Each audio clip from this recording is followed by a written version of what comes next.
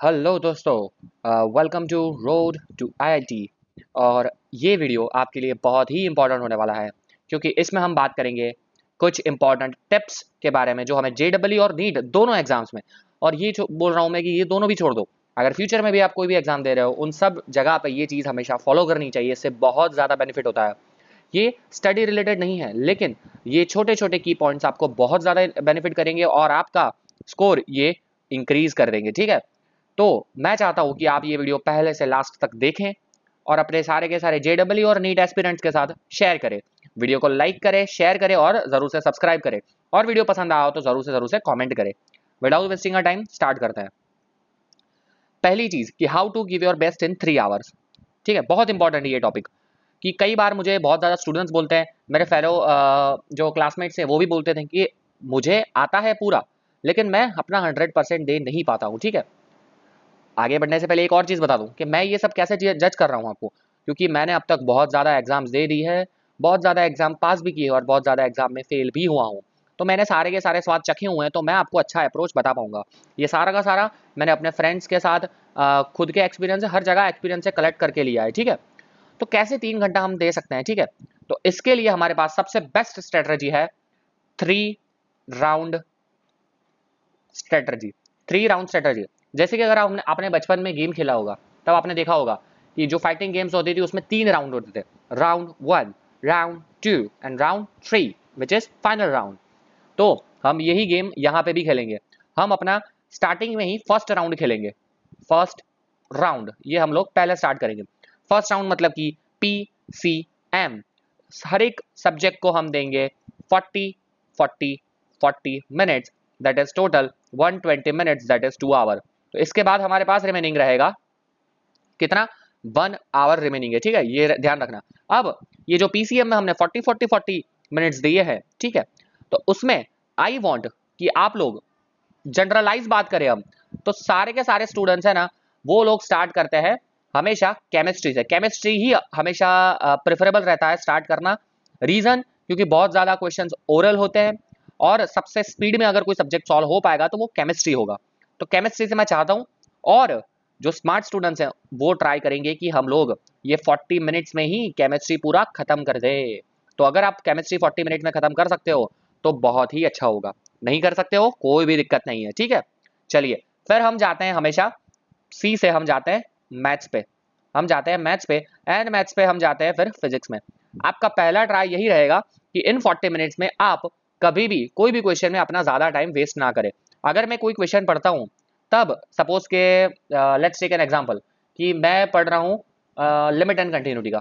अब मुझे कॉन्फिडेंस है कि लिमिट कंटिन्यूटी मैंने प्रैक्टिस किया है तो मेरा क्वेश्चन वो सॉल्व हो जाएगा। तो मैं पढ़ा क्वेश्चन, मुझे लगा कि नहीं मैं कर पाऊंगा, तो मैंने सॉल्व करना स्टार्ट किया और मैंने सॉल्व कर दिया, खेल खत्म। ऐसे ही आगे बढ़ा। अगर मुझे लगता है कि यार वेक्टर्स मेरा हमेशा से कमजोर रहा है, वेक्टर्स में मुझे स्पेसिफिकली ये टॉपिक भी नहीं पता है, तो मैं प्रीफर करूंगा कि अभी वो क्वेश्चन एंटरटेन ही ना करूं, मैं उसे छोड़ दूं। ठीक है, वो क्वेश्चन हम छोड़ देंगे। हमेशा एक चीज याद रखो, क्वेश्चन जो गेम है ना, ये एग्जाम की गेम, वो कौन जीता है, जो क्वेश्चन छोड़ने की, ठीक है, विच क्वेश्चन टू लीव, वो जो आर्ट है ना वो पकड़ लेता है।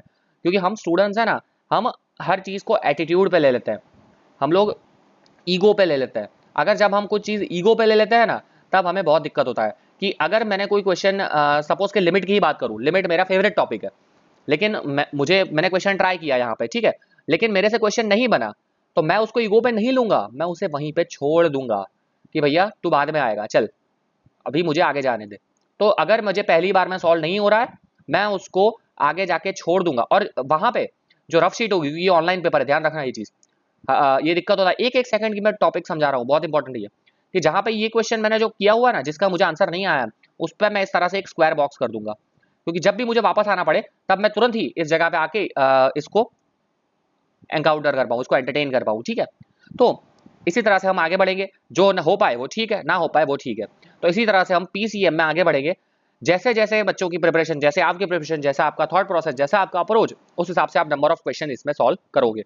अभी 2 घंटा हो गया है, और इसमें एक और चीज ध्यान रखनी है कि मैं ट्राई करूं कि सारे के सारे क्वेश्चन में कवर अप कर लूं। अगर कवर अप कर सकते हो that's well and good. Total 75 question है, अगर आप सारे के सारे कवर अप कर सकते हो, ठीक है। ऐसा नहीं बोल रहा हूं मैं कि आपको सॉल्व करना है, आपको कवर करना है। मतलब कि अगर आपने क्वेश्चन पढ़ा है तो मुझे दिमाग में रहेगा कि मैंने मैथ्स में डिफरेंशिएशन वाला क्वेश्चन पढ़ा था, वो मुझे क्वेश्चन आता है लेकिन टाइम नहीं था इसलिए मैं सॉल्व नहीं कर पाया। तो जब सेकंड राउंड आएगा तब मैं वहां जाके उसको अटैक कर सकता हूँ। ठीक है, चलिए फिर आता है हमारा सेकंड राउंड। ठीक है, मैं फिर से बता रहा हूँ, ये कोई यहाँ पे मैंने पीसीएम का एग्जाम्पल लिया है, लेकिन जो नीट वाले एस्पिरेंट्स है वो अपने हिसाब से अपना बायोलॉजी लेके भी सोच सकते हैं, क्योंकि हर चीज सेम रहेगी। क्योंकि मोस्टली एग्जाम में तीन तीन ही टॉपिक्स आते हैं। अगर आप फ्यूचर में भी अगर कैट देने जाओगे या बैंकिंग सेक्टर की कोई एग्जाम देने जाओगे तो वहां पे भी तीन तीन आते हैं। ठीक है, सेट्स, एक एप्टीट्यूड, एक रीजनिंग और इंग्लिश, इस तरह से ही होता है। तो तीन पार्ट्स वाला ही है और ये स्ट्रेटजी हमेशा फॉलो रहती है। कब? जब हमारा सेक्शनल टाइमिंग कट ऑफ ना हो। लेकिन कई बार क्या होता है कि सपोज के कई एग्जाम्स ऐसी भी है कि वहां पे है ना सेक्शनल टाइमिंग होता है कि पी के लिए मतलब फिजिक्स के लिए 1 घंटा, केमिस्ट्री के लिए 1 घंटा, एम के लिए 1 घंटा। तो जब आप फिजिक्स पे हो तब आप कहीं और नहीं जा सकते, तब आपके पास कोई ऑप्शन नहीं है, तब आपको 1 घंटा वहां पे देना ही है। लेकिन वहां पे भी आप ये 3 राउंड, हर 1 घंटे में 3 राउंड वाला फंडा अपना सकते हो। कैसे? अब देखो, मैं यहाँ पे सेकंड राउंड आऊंगा, मेरे पास कितना बचा है? 1 आवर इज स्टिल रिमेनिंग। फिर से मैं जाऊंगा पी सी एम और अब मैं सबको दूंगा 10 10 और 10 मिनट। ठीक है, 10 मिनट अप्रोक्स में दूंगा। और जितने क्वेश्चन मेरे पीछे छूट गए थे, जो यहाँ पे स्क्वायर वाले क्वेश्चन थे कि जो मेरे थोड़ी मिस्टेक्स के कारण या कुछ कंफ्यूजन के कारण नहीं सॉल्व हो पाए थे, मैं उसको एंटरटेन करूंगा। अब तक मेरा काफी सारा पोर्शन ऑलमोस्ट अभी तक 2.5 आवर हो चुके हैं। ठीक है, तो अब तक मैंने सारे के सारे क्वेश्चन देख लिए हैं। अब मेरे माइंड पे कहीं ना कहीं पता है मुझे कि ये क्वेश्चन मुझे आता था, ये क्वेश्चन मुझे नहीं आता, यहाँ पे थोड़ा डाउट है। ओके, एक और इंपॉर्टेंट पॉइंट जो है लास्ट थर्ड राउंड से जाने से पहले एक और पॉइंट मैं बता देना चाहता हूँ कि जब आपको रफ शीट मिले ना, तब आपको क्या करना है। कई क्वेश्चंस ऐसे होते हैं कि जो आपने पढ़ लिया, सपोज के मैंने बताया हमने पढ़ लिया है, लेकिन मुझे पता है कि यार ये क्वेश्चन मैं कर सकता था लेकिन नहीं कर पाया, तो वो क्वेश्चन नंबर है ना, आप यहाँ पे लिख दो कि 40 नंबर।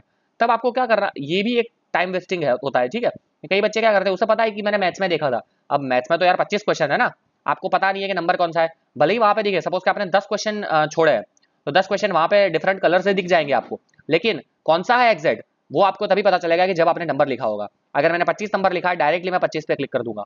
अगर मैंने कुछ और नंबर लिखा है, सपोज के मैंने नंबर ही नहीं लिखा है, तो पहले मैंने सपोज के 30 पे क्लिक किया, फिर 28 पे क्लिक किया, फिर 27 पे, फिर मुझे 25 मिला। तो इस तरह से एक एक मिनट भी वेस्ट हो सकता है, वो हमें नहीं करना है। और जो लास्ट मिनट है उसमें, लास्ट राउंड, उसमें हमारे पास है 30 मिनट्स। ठीक है, लास्ट राउंड में हमारे पास है 30 मिनट्स, ओनली 30 मिनट्स है। ये राउंड कहता हूं मैं सेल्फ रिलायबल राउंड। इसमें आप अपने हिसाब से करो। आपके ये जो मैंने बताया कि आपने जो पेज के ऊपर लिखे थे नंबर ऑफ क्वेश्चन, आपके जो छूट गए थे, या फिर मुझे पता है कि यार केमिस्ट्री मेरे से नहीं हो पाएगा, मैं मैथ्स एंटरटेन करता हूं, तो आप मैथ्स में जाओ। आगे के 2 राउंड आप अपने हिसाब स्ट्रिक्टली फॉलो करो। थर्ड राउंड में आप अपने हिसाब से जहां आपको घूमना है आप घूमो और जितने हो सके उतने क्वेश्चन सॉल्व करने का ट्राई करो। ओके, ये एक बहुत ही इंपॉर्टेंट हो गया।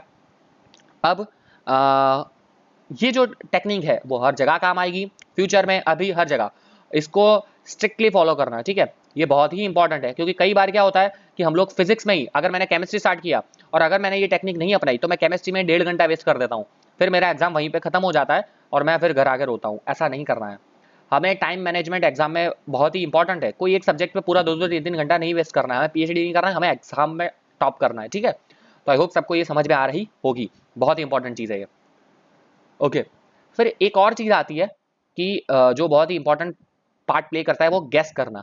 ठीक है, गैस करने पे अगर आप लोग चाहते हो तो मुझे कमेंट कर देना, मैं उस पर जरूर एक वीडियो बनाऊंगा कि कब गैस करना सही रहता है, ये मैं बता रहा हूँ। ठीक है, अगर आप फ्लिप करते हो, अब कोई तुक्का मारते हो जिसे हम हिंदी में बोलते हैं, अगर आप वो भी कर रहे हो तो वो कई बार बेनिफिशियल होता है और कई बार आपकी जिंदगी डुबा सकता है। तो वो कब करना है कब नहीं करना है आप चाहते हो तो मुझे कमेंट जरूर करना, मैं उस पर एक स्पेशल वीडियो आज या कल में भी बना दूंगा। ठीक है, तो ये भी एक इंपॉर्टेंट है, आज ये इसकी बात नहीं करेंगे, ये एक स्पेशल वीडियो उसको चाहिए। ओके, नेक्स्ट क्या है हमारे पास? नेक्स्ट है, ये भी यार मैंने बहुत देखा है कि जब एग्जाम सेंटर हम लोग कॉल करते हैं, अरे तेरा नंबर कहाँ पे आया, अरे तेरा नंबर कहाँ पे आया, ओके ओके हमारा सेंटर सेम है, चल हम लोग साथ में जाएंगे, चल हम लोग वहाँ जाके फिर साथ में ही निकलेंगे। निकलना ठीक है, लेकिन अगर आप साथ में जाओगे, अगर वो आपका फ्रेंड या सिर्फ कलीग है, तो वो आपको ऐसी ऐसी बातें करवाएगा कि जो टॉपिक्स आपने नहीं किए होंगे। अगर मैंने कभी जिंदगी में वेक्टर्स पढ़ा ही नहीं है, वेक्टर्स ऐसा चैप्टर है कि जो मैंने ऐसा समझा है कि मैं छोड़ दूंगा, चलो ना एक क्वेश्चन आएगा मैं छोड़ दूंगा, लेकिन अगर वो आपको ऐसा बोलेगा कि यार वेक्टर्स तो इंपॉर्टेंट है, तुझे नहीं आता, ये नहीं होता, अगर आप ऐसी चीज़ों में आप फंसोगे ना, तब आपको इतना कॉन्फिडेंस डाउन होगा कि आप एक क्वेश्चन नहीं करने वाले थे, उसके जगह आप 4 या 5 क्वेश्चन लोग छोड़ के आओगे, क्योंकि फिर एग्जाम देते टाइम वो आपके दिमाग में चलता रहेगा कि यार वेक्टर का क्वेश्चन आएगा, मुझे नहीं आएगा, उसको तो आता है, मैंने नहीं किया था, मैंने मिस्टेक कर दी, मैंने गलती कर दी। ये चीज़ नहीं करनी है, ये चीज़ नहीं करनी है। तो ये चीज़ बहुत ही इंपॉर्टेंट याद रखो, don't engage in discussion before the exam. कोई भी फालतू की चीज़ में इन्वॉल्व मत ही हो before the exam. After the exam do whatever you want to do, just don't hurt your mother. ठीक है, तो ये चीज़ हम याद रखेंगे कि बिफोर द एग्जाम हम कुछ भी नहीं करेंगे, आफ्टर द एग्जाम आपको जो करना हो वो करो। ठीक है, जितना पेपर डिस्कशन करना हो वो करो। ओके, ये एक चीज़ हो गई। फिर अब सपोज कि आज 28 है, तो अब जो 1 तारीख को है जिनका पेपर, उनके लिए हार्डली 3 दिन बचे हैं, 29, 30, 31। तो मैं चाहता हूं कि अब वो लोग कुछ भी कंप्लीटली न्यू ना पढ़े। ठीक है, एक फॉर्मूला है तो ठीक है, लेकिन कंप्लीटली न्यू चीज अभी अवॉइड कर दो, क्योंकि वो न्यू चीज में से एक ही क्वेश्चन आएगा। अगर आप उसमें टाइम वेस्ट करोगे तो रिवीजन नहीं कर पाओगे। अभी लास्ट 3 दिन बचे हो, लास्ट 3 दिन हो, तब सिर्फ एक ही चीज करना ही है, रिवीजन। रिवीजन हो सके उतना करो, अच्छे अच्छे क्वेश्चन सॉल्व करो, मेरे जो लाइव सेशंस के वीडियो है वो देखो, वो सब चीजें करोगे तो आपको बेनिफिट होगा। ठीक है, ओके, तो ये एक चीज हो गई। इसके साथ एक और चीज मैं आपको बताना चाहता हूं कि वो है लेट्स से कि जो सबसे इंपॉर्टेंट है, ये भी एक बड़ा ही इंपॉर्टेंट फैक्टर है कि 8 आवर की कंप्लीटली स्लीप लेनी है यार। लास्ट 3-4 घंटे में मैंने इतने ज़्यादा स्टूडेंट्स देखे हैं। मैं मेरी बात करूं, जब मैं गेट 2018 का पेपर देने गया था, ठीक है, तो वहाँ पे मेरे बगल में जो लड़का बैठा था पास वाली सीट में, वो लड़का एग्ज़ाम के स्टार्टिंग में, जब हम लोग वहाँ पे 1 घंटा पहले बुला लेते हैं, तब वो वहाँ पे ही सो गया था। Can you believe that? वो वहाँ पे ही सो गया था, एग्जाम के खत्म होने के 1 घंटा बाद स्टार्ट हुआ। अब उसके 2 रीजन हो सकते हैं, मे बी उसको आता नहीं होगा, या फिर वो पूरा नींद नहीं लिया होगा, इसलिए उसका माइंड डिस्टर्ब होगा। फिर हेडेक और ये सारी चीजें होती है, ये सब मत करो। मिनिमम 8 घंटे की स्लीप लो। ठीक है, एक चीज हमेशा याद रखो कि ऐसा तो नहीं होगा कि आपने आपने पूरी जिंदगी नहीं पढ़ा, आपने पूरे 2 साल नहीं पढ़ा, और आप लास्ट के 3 दिन में आप 16-16 घंटे पढ़ोगे, और आपका सपोज के 10 के रैंक आने वाला था, उससे आपका रैंक फर्स्ट रैंक हो जाएगा। ये इम्पॉसिबल है। ठीक है, ऐसा होता तो सब लोग लास्ट 3 दिन के 24 घंटे पढ़ लेते और फिर मार्क ला देते, ऐसा नहीं होता है। ठीक है, आपका ज्यादा से ज्यादा, अगर बहुत ज्यादा आप पढ़ोगे तो आपका एक क्वेश्चन आपका ज्यादा बन पाएगा। ठीक है, लेकिन वहीं इस छोटी छोटी हेडेक, स्लीप जो आपको इंड्यूस होगा, उन सब की वजह से आपके एक क्वेश्चन तो सही हो जाएगा आपका, आप कुछ नया पढ़ोगे तो, लेकिन आपके 4 या 5 क्वेश्चन आपके डूब भी जाएंगे। तो वो नहीं करना है हमें। ठीक है, मिनिमम 8 आवर स्लीप लेनी है। फिर से बता दे रहा हूँ, छोटी छोटी चीज़ें हैं, लेकिन एक्सपीरियंस के साथ बोल रहा हूँ, ये सब रिसर्चली प्रूव्ड है कि ये सब बहुत इफेक्ट करती है गाइस। ओके, आगे बढ़ते हैं। आगे क्या है हमारे पास? Water bottle. ये अभी जो है ना, वो जनरलाइज बात कर रहा हूँ, कोरोना पे मैं आया ही नहीं हूँ। वाटर बॉटल ले जाना हमेशा ज़रूरी है। कई बच्चों को पानी पीने की कंटिन्यूसली ज़रूरत होती है, आदत होती है। तो अगर आप वाटर बॉटल नहीं ले जा रहे हो तब दिक्कत हो सकती है, आपको आसपास मांगना पड़े या फिर कहीं पानी उठ जाना पड़े, वो अवॉइड करो। वाटर बॉटल लेके रखो। शायद तक, if I am not wrong, transparent water bottle ही चलेगी। तो इस तरह की वाटर बॉटल अगर आपके पास हो तो that's well and good. Next हमारे पास क्या है? पेन। अरे यार, ये पेन वाला जो पार्ट है ना, वो बहुत ही क्रूशियल है। कई बच्चे इसे अवॉइड कर देते हैं, लेकिन मैंने देखा ये बहुत ही इंपॉर्टेंट है। ठीक है, कैसे, मैं समझा रहा हूँ। एक बार क्या हुआ, ये टाइम था मेरा कि जब मैं शायद तक एफकेट का पेपर देने गया था। एफकेट मतलब कि एयरफोर्स का मैं पेपर देने गया था। उसमें मैं पास हुआ था, मैंने एसएसबी इंटरव्यू होता है वो भी दिया था। चलो वो तो बात की बात है। तब मैंने देखा था कि मैं अपने हिसाब से 3 पेन लेके जाता हूँ हमेशा। ठीक है, 2 ब्लू और 1 ब्लैक। ये मेरा एक फाइनल स्ट्रक्चर है कि मैं इसी तरह से हमेशा लेके जाता हूँ, कोई भी एग्जाम देने जाऊँ तो मैं लेके गया था। और मेरे पास वाला जो लड़का था वो भी लेके आया था, लेकिन उसकी पेन चल नहीं रही थी, तो मैंने उसको पेन दे दी। ठीक है, तो मैं चाहता हूँ कि आप ये पेन देने वाले लड़के मिले, ना कि पेन मांगने वाले लड़के। वो एक ही पेन लेके आया था, तो इसीलिए हमेशा बैकअप में 1-2 पेन एक्स्ट्रा रखो, कोई इससे ज्यादा वेट कैरी नहीं करने वाला है। ओके, दूसरी चीज, अगर ऐसा हो कि एग्जाम के अंदर वो ले जाने ना दे, तब कोई बात नहीं है, तब रख दो बाहर, चलो। लेकिन मोस्टली वो ले जाना देते हैं, 2 हो या 4 हो, पेन ले जाने देंगे वो लोग। दूसरी चीज कि जिस पेन से आप फेमिलियर हो ना, वही पेन लेके चलो। This is also very important point. ये मुझे एक मेरे फ्रेंड ने बताया था कि वो उसे मतलब जब एग्जाम वो देने जा रहा था, तब कई रिलेटिव्स, कई आसपास पड़ोस वाले हमें पेन गिफ्ट कर देते हैं। ठीक है, अब वो हर रोज यूज कर रहा था कोई स्पेसिफिक पेन, 2 रुपए वाली या 5 रुपए वाली, लेकिन वो जो उसको पेन मिली थी वो 50 रुपए वाली अच्छी क्वालिटी की पेन थी, ठीक है। तो वो पेन लेके गया। अब उसका क्या हुआ, हमारा होता है 3 घंटे का एग्जाम, हमें पेन कंटिन्यूसली हाथ में पकड़ के रखना पड़ेगा। तब क्या होता है कई बार कि हम वो जो पेन है ना उसका जो वेट है, ठीक है, उसकी जो लेंथ है उससे हम परिचित नहीं होते हैं, हम उससे फेमिलियर नहीं होते हैं। तब क्या होता है अगर वेट बढ़ा या घटा तो भी प्रॉब्लम है, तब आप एडजस्ट नहीं कर पाओगे। लेंथ बढ़ी या घटी तब भी आप एडजस्ट नहीं कर पाओगे, ठीक है। और सबसे इंपॉर्टेंट चीज है ग्रिप। ग्रिप हर एक पैर की डिफरेंट होती है। अगर आपने गलत ग्रिप वाली ले ली तो आपको जो आपका थंब है, आपकी फिंगर्स है, उसमें पेन होता रहेगा, आपको दुखता रहेगा 1 घंटे बाद। स्टार्टिंग में नहीं होगा, 1 घंटे बाद होगा ये। तो आप सोच रहे होगे कि मैं नई पेन ले जाता हूँ उससे बहुत फायदा होगा। नहीं, आप जो पेन रेगुलरली में यूज कर रहे हो वही पेन लेके जाओ, वही सही चीज है, ठीक है। तो ये भी एक चीज हो गई। तो ये भी याद रखना है कि जो फैमिलियर पेन हो वही लेके जाओ। ये सब छोटे छोटे पॉइंट्स बहुत इंपॉर्टेंट है गाइस। इस पे जो बंदा इस पे हंस के अवॉइड करता है ना उसको एग्जाम में जाके पता चलता है। मैं आपको रिक्वेस्ट कर रहा हूँ, मैं आपके साथ काफी टाइम से हूँ इसलिए मैं आपको रिक्वेस्ट कर रहा हूँ कि आप हर एक चीज को फॉलो करिए। नेक्स्ट है कि अभी कोरोना का टाइम चल रहा है तो एक छोटी बॉटल 200 ml तो बहुत बड़ा हो गया, मे भी आपके पास छोटी बॉटल कोई भी कंपनी की हो वो आप एक सैनिटाइजर लेके जाइएगा। तो कभी कभी जब आप कोई चीज़ को टच करो तब आप हाथ उससे वॉश कर सकते हो, ठीक है। दैट्स फॉर दिस कोविड-19 पेंडेमिक टाइम ओनली। और again the final thing is mask. Mask भी ले जाना है और उसे पहनना है, ठीक है। ये सब चीज़ें तो होती रहेगी। ये बहुत ही इंपॉर्टेंट छोटे छोटे छोटे छोटे पॉइंट्स थे जो मैंने आपको बताए हैं, ठीक है। थोड़ी और इम्पोर्टेंट चीज़ें कि सपोज के जस्ट अभी मैं मेरे घर की बात करता हूँ, मैं रह रहा हूँ अहमदाबाद में, ठीक है। सॉरी। अब सपोज के मेरा सेंटर अहमदाबाद में ही आया है और 25 किलोमीटर दूर है, 25 किलोमीटर दूर है।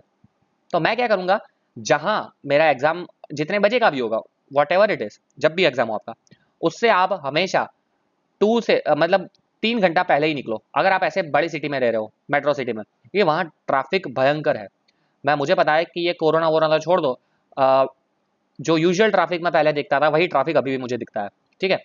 तो ट्रैफिक आपको दिखेगा, जितना हो सके उतना पहले जाओ। कई मुझे अभी भी एक केस याद है कि जब एक स्टूडेंट था, ठीक है, ये सारे के सारे केसेस रियल है। एक स्टूडेंट था, वो बहुत ही अच्छी कोचिंग में जाके प्रिपरेशन किया था, और जब वो एग्जाम देने गया तब वहाँ पे जिस रोड पे वो जा रहा था ना, उस रोड पे वहाँ पे एक एक्सीडेंट हो गया।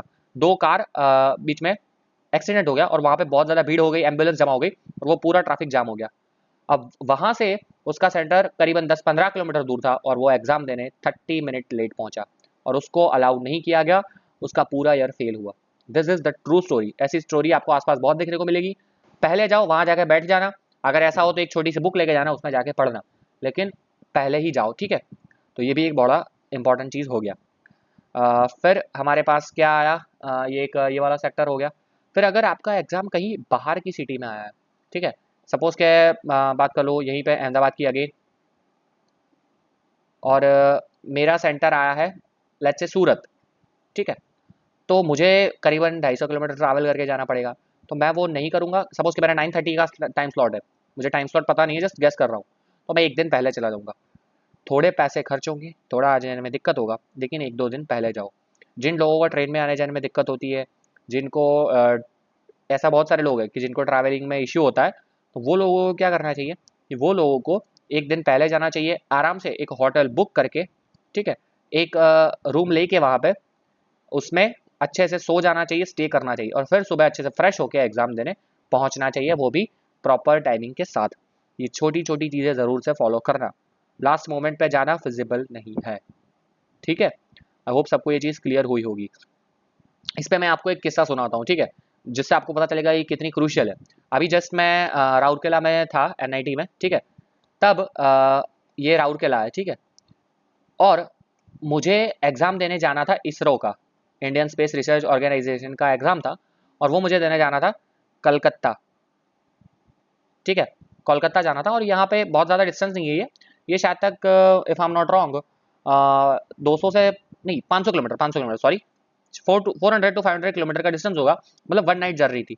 तो हम 4-5 फ्रेंड्स थे, हम लोगों ने क्या किया, रात को हम लोग कॉलेज से निकले और सुबह वहाँ पे पहुँच गए। सुबह मेरा पेपर था 10 बजे का शायद तक, मैं वहाँ पे 7 साढ़े 7 बजे पहुँचा और फटाफट वहाँ से बस लेके टाइम टू टाइम मैं सेंटर तक पहुँच गया था। लेकिन मैं रात को अगर मैं ट्रेन में ट्रैवल कर रहा था तो मैं अच्छे से सो नहीं पाया था। मैं जब वहाँ पे पहुँचा ना, मुझे इतना भयंकर वाला हेडेक हो रहा था कि मैं आपको बता नहीं सकता। मुझे वहाँ पे बहुत ही एंजाइटी फील होने लगी, मुझे बहुत ही सही नहीं फील हो रहा था बहुत ही। ठीक है, तो फिर मैंने वहाँ पे एक शॉप ढूंढी, वहाँ से मेडिसिन ली, तब जाके मैं अच्छे से बैठ के एग्ज़ाम दे पाया था। ठीक है, वो चीज़ अलग है कि मैं एग्ज़ाम पास नहीं कर पाया था, वो डिफरेंट है, वो मैं बाद में बताऊंगा। लेकिन हाँ, ये मेरे साथ हुआ है। तो आप अगर दूर कहीं जा रहे हो तो एक दिन पहले जाना ही फिजिबल रहता है। ठीक है, ये सारे छोटे छोटे की पॉइंट्स है, वो आई रिक्वेस्ट यू ऑल कि आप सब याद रखना और ट्राई करना कि इन सबको आप फॉलो कर पाए। ठीक है, तो आई थिंक दैट्स इट। कोई अगर कोई चीज़ डिस्कशन करनी हो तो कमेंट में ज़रूर डालना। वीडियो पसंद आई तो लाइक, कमेंट, और बहुत ही ज़्यादा इंपॉर्टेंट है, इस वीडियो को मैं पर्सनली बोल रहा हूँ कि ज़्यादा से ज़्यादा बच्चों को शेयर करना, क्योंकि ये इंपॉर्टेंट है, सबके साथ ये इन्फॉर्मेशन शेयर होनी चाहिए। ठीक है, तो चलिए मिलते हैं नेक्स्ट लेक्चर में, तब तक के लिए धन्यवाद।